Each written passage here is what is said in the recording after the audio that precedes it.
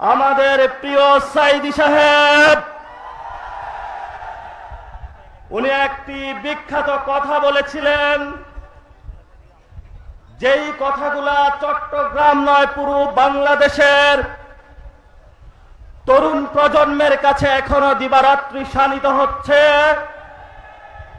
উনি বলেছিলেন, बर्बादे गुलिस्ता के लिए एक ही उल्लू काफी है, गुलिस्ता की हर शाख में उल्लू बैठा है, फिर अंजामे गुलिस्ता के लिए क्या होगा।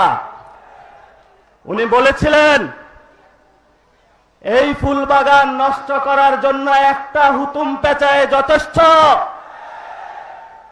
কিন্তু আমাদের দেখছি পার্লামেন্ট থেকে সরকারি অফিস সর্ব জায়গায় হুতুম পেঁচা বসেছে।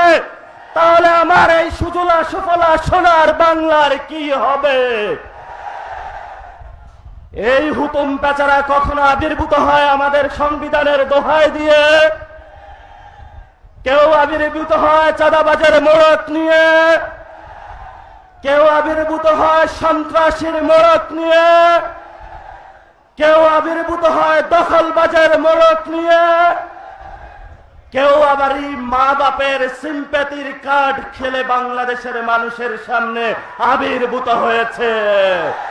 বাংলাদেশের মানুষের পক্ষে দাঁড়িয়ে সেই জিয়াউর রহমানের স্ত্রী বলেছিলেন গণতন্ত্রের আপোষহীন নেত্রী, যিনি একদিকে বলেছিলেন ওদের হাতে গোলামির জিঞ্জির, আমাদের হাতে স্বাধীনতার পতাকা।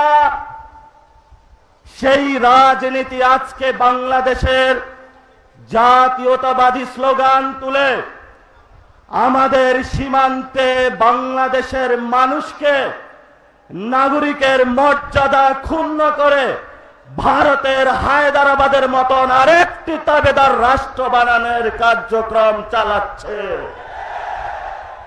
শুনে রাখুন, বাংলাদেশের তরুণ প্রজন্ম 18 কোটি মানুষ। শহীদ ওসমান হাদি বলেছিলেন,